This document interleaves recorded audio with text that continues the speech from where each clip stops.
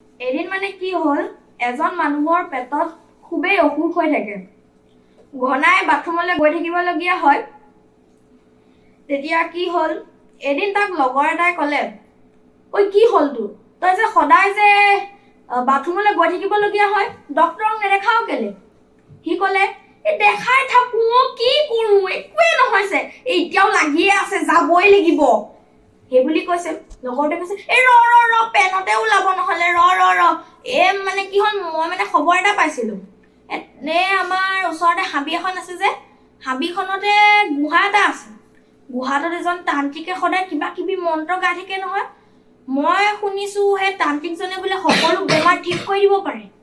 তই এবাৰ যাবিচোন, তোক কিবা উপায়ো দিব পাৰে।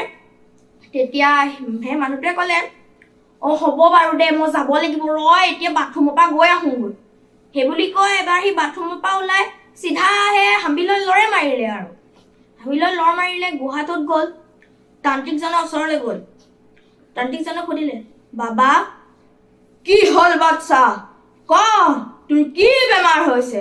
মই এতিয়াই ঠিক কৰি দিম। সি ক'লে, বাবা, কি কৰোঁ মই? মোৰ ঘনাই বাথৰুমলৈ গৈ থাকিবলগীয়া হয়। বৰ অসুবিধাত পৰিছোঁ আৰু। তেতিয়া তান্ত্ৰিকটোৱে ক'লে, কিয় টেনচন লৈছ বাবা? মই আছোঁ নহয়। চা, এতিয়া দেখিছ নহয়, যেতিয়া ৰেল গাড়ী এখন স্পীডত আহি থাকিলেও ৰঙা কাপোৰখন দেখাই দিলেই ৰখি যায়। তই কি কৰিবি, তোৰ ইমাৰ্জেঞ্চি হ'ব নহয়। যেতিয়া তোৰ ইমাৰ্জেঞ্চি লাগিব, তই পিছফালে ৰঙা কাপোৰখন লৰাই দিবি আৰু। তেতিয়া সকলো বন্ধ হৈ যাব। এই কথা শুনিয়ে সি কি কৰিলে, তাৰ পেণ্টতে ৰঙা কাপোৰ এখন সোমাই আছিলে নহয়। তাৰ এতিয়া লাগি আছে জোৰকে আৰু।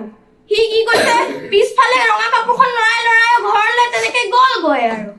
পিছে তাৰ বেমাৰটো ঠিক নহ'লগৈ নহয়, ৰাস্তাতে তাৰ পেনতেই ওলাই গ'ল। এতিয়া কি কৰিব কওকচোন, তান্ত্ৰিকে তাক এনেকুৱাই উপায় দিলে। ধন্যবাদ। বহুত বহুত ধন্যবাদ।